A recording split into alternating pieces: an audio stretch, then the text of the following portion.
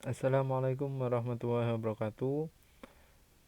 Kembali lagi dengan saya di video pembelajaran kita kali ini. Kita akan membahas tentang soal cerita sebagai lanjutan dari yang minggu lalu. Oke ya. Pada kesempatan kali ini kita akan menjawab soal cerita hanya pada poin jawab dan jadi saja. Nah, kita perhatikan ada persyaratan untuk belajar di video ini. Syaratnya apa? Yang pertama, anak-anak sudah belajar atau sudah nonton video saya yang sebelumnya tentang penjumlahan dan pengurangan pecahan bagian 1 untuk yang soal cerita. Ini adalah materi minggu lalu. Di dalam materi ini saya sertakan latihan soal. Latihan soal untuk dikerjakan yang ada di deskripsinya. Pembahasan dari yang atas ini itu adalah yang ini. Jadi ini membahas tentang yang ada di atas. Pastikan dua video ini sudah ditonton. Kenapa? Karena kita pada pertemuan kali ini akan melanjutkan dari pembahasan dua video di atas. Gitu ya. Jadi pastikan dua video ini sudah ditonton. Oke, kita mulai ya. Nah, di video pembahasan latihan soal saya yang kemarin, saya sudah bagi bahwa soal cerita itu ada beberapa tahapan pengerjaannya. Yang pertama, kita harus tuliskan dulu diketahuinya. Setelah itu, kita tulis yang ditanyakan apa, barulah kita menjawab. Pada pertemuan kali ini, kita akan menjawab pertanyaan-pertanyaan yang sudah kita pelajari kemarin. Jika kemarin kita hanya menuliskan diketahui dan ditanya, maka hari ini kita fokus pada bagian jawab dan simpulan. Gitu ya. Oke. Pada pertanyaan pertama, contoh kasus 1. Contoh ini sudah saya tentukan diketahui, ditanya, jawab pada video pembelajaran minggu lalu. Yaitu yang tadi, yang judulnya yang terletak di atas tadi. Soal cerita, penjumlahan dan pengurangan bilangan pecahan bagian 1. Itu ya. Nah, soal ini ada di video pertama minggu lalu. Kita rapikan. Nah, untuk menjawab pertanyaan pada kasus 1 ini, pada bagian jawab pastikan ini ditulis putaran seluruhnya karena kita mau mencari putaran seluruhnya. Jadi putaran seluruhnya itu kan sama dengan putaran pertama ditambah putaran kedua. Putaran pertamanya berapa? Ini usahakan belajar menulis ini. Supaya apa? Supaya di sini tidak anak-anak nggak bingung. Oh, putaran pertama, anak-anak tinggal langsung lihat putaran pertama nilainya 2/3. Putaran kedua karena ini ditambah maka di sini ditambah juga. Putaran kedua yaitu 3/4. Sehingga kalau kita mau jumlahkan, kita tinggal samakan penyebutnya. KPK dari 3 dan 4 yaitu 12. 12. 3 ke 12 kali 3 berarti 2 kali 3 6. 4 ke 12 kali 3 3 ke 12 kali 4 ya, ini 8. Kemudian yang ini 3 berarti 9. 8 tambah 9 17/12. Kita jadikan pecahan campuran 1 5/7. Sehingga apa ini satuannya? Karena ini putaran maka 1 5/7 putaran. Nah, fungsi nulis ini adalah ketika kita mau jawab jadi banyaknya putaran. Boleh ditulis banyak putaran atau ditulis jadi putaran seluruhnya atau jadi putaran Nina berlari seluruhnya, itu juga boleh. Adalah 1 5/7 putaran. Nah, kenapa penulisan ini penting? Biasanya kalau kita sudah mengerjakan latihan soal dengan 2 tahapan, 3 tahapan, ketika keterangan ini nggak ditulis, anak-anak bingung. Kebanyakan itu menulis gini, jawab sama dengan 2/3 ditambah 3/4 sama dengan 1/5/7. Misal begini. Nah, ketika anak-anak menjawab langsung seperti ini 1/5/7 apanya? Ini masih belum jelas. Maka di depan ini harus ada keterangannya ini. Ini penting ya. Jadi ini bukan salah bukan, tapi kurang lengkap, dilengkapin. Gitu ya.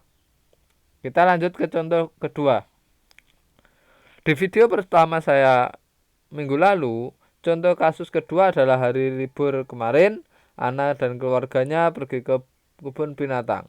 Saat berangkat, mereka hanya butuh waktu 3/4 jam. Karena macet, mereka menghabiskan waktu 1,5 jam perjalanan pulang. Berapa selisih waktu saat pulang dan pergi? Nah, kemarin kita sudah hitung ini ya.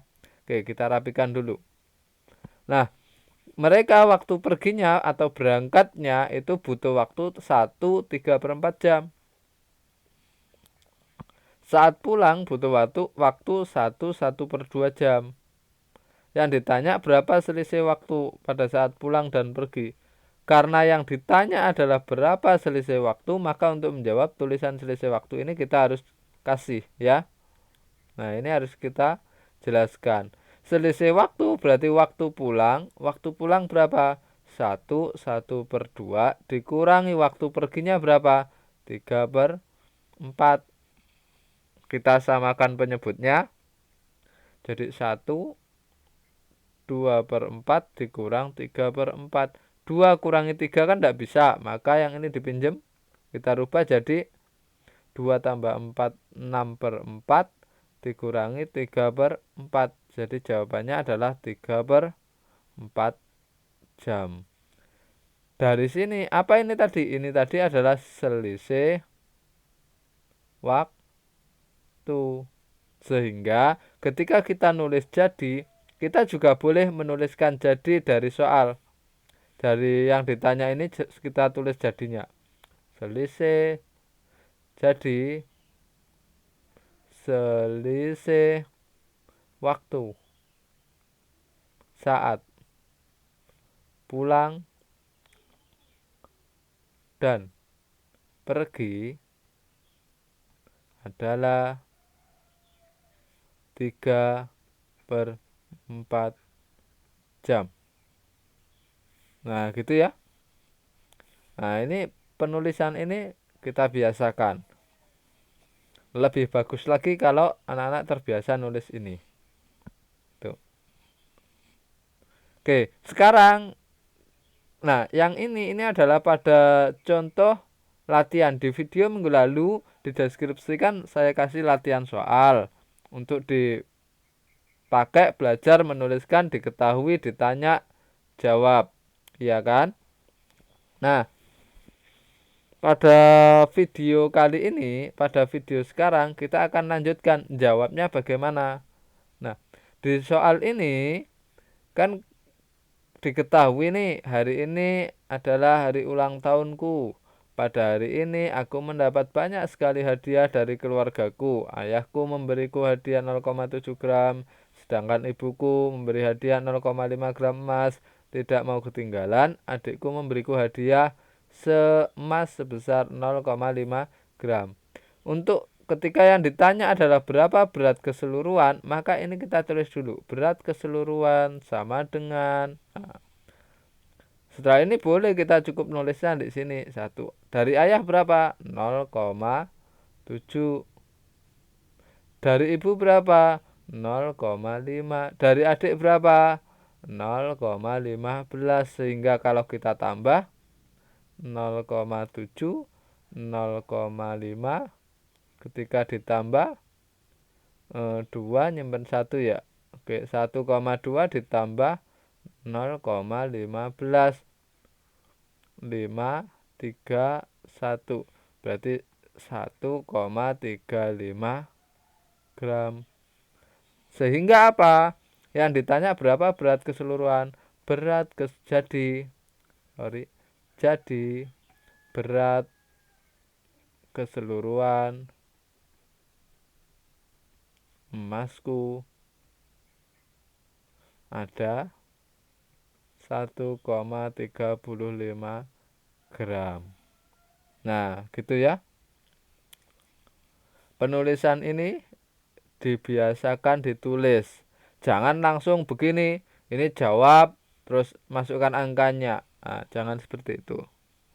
Kita belajar menulis, belajar memperbaiki ya.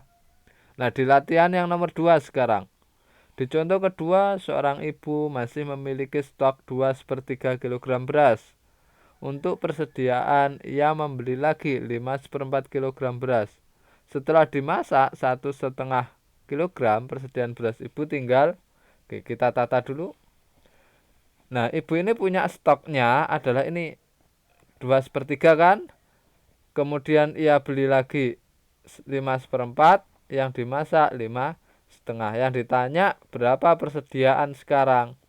Mencari persediaan itu kan berarti stoknya berapa, kita tambah dengan yang dibeli tadi, habis itu kita kurangi dengan yang dimasak.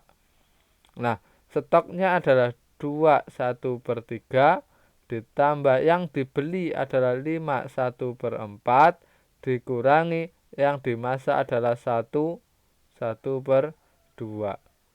KPK dari 3, 4, dan 2 adalah 12. Kita bisa tulis 2/12 berarti atas kali 4 berarti atasnya 4 ditambah ke 12 kali 3 5/12 di sininya berarti 3 dikurangi 1 6/12.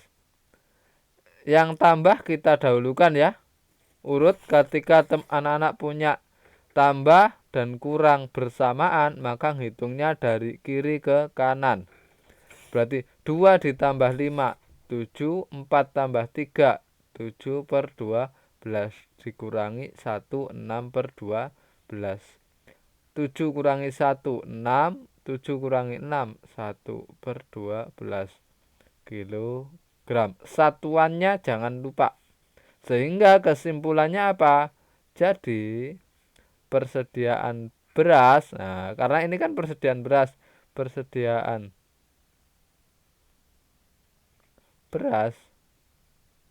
sekarang ada 1/12 kilogram. Nah, begitu ya. Nah, setiap soal cerita selalu ada 4 komponen ini. Diketahui, ditanya, jawab, jadi. Kita contohkan yang nomor 3. Ini soal yang nomor 3 kemarin di latihan. Sambil diperiksa punya anak-anak ya. Nah, bagaimana cara kita menjawabnya? Berapakah sisa bawang merah, ini yang ditanya.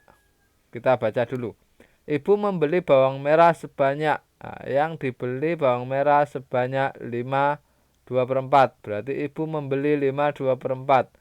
Jika sebanyak 2,5 kg bawang merah tersebut diberikan ke tetangganya, yang diberikan, ini bukan dibeli ya, yang diberikan ke tetangganya adalah 2,5 kg. Yang ditanya berapa sisa bawang merah ibu. Mencari sisa itu kan sama dengan yang dibeli berapa dikurangi yang diberikan ke tetangganya. Yang dibeli 5/2/4 dikurangi yang diberikan ke tetangganya 2,5. Kita bisa hitung 5/2/4 dikurangi 2, 5/10. KPK dari 4 dan 10 yaitu 20 kali 5, 10 dikurangi 2, 20 kali 2, 10 juga. 5 dikurangi 2, 3, 10 kurang 10, 0/20. Nah, ketika ketemu seperti ini, nah perhatikan ini, maka itu artinya kita bisa tulis di 3. Jadi sisanya adalah 3 kilogram. Jadi sisa bawang merah ibu adalah 3 kilogram. Begitu ya. Nah, pastikan ini ditulis dulu. Karena apa? 3 kilogram menunjukkan sisa. Biar nanti ketika anak-anak mengerjakan yang sistem soalnya 2-3 tahapan, anak-anak tidak bingung. Di contoh keempat, Eko tidak mengerjakan tugas matematika. Karena dia tidak mengerjakan tugas matematika, maka Eko dihukum untuk berlari mengelilingi lapangan sebanyak 6 putaran. Eko sudah berlari sejauh 4/2/5 putaran. Kurang berapa putaran lagi Eko harus berlari?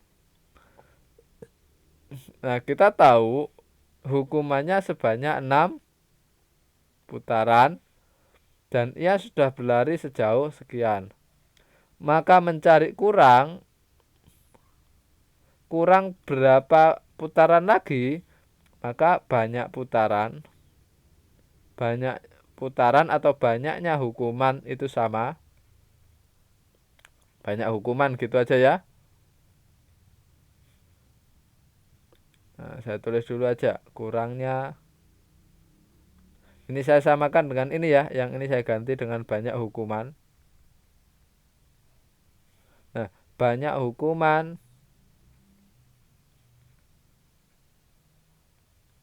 dikurangi ia sudah berlari sejauh berapa?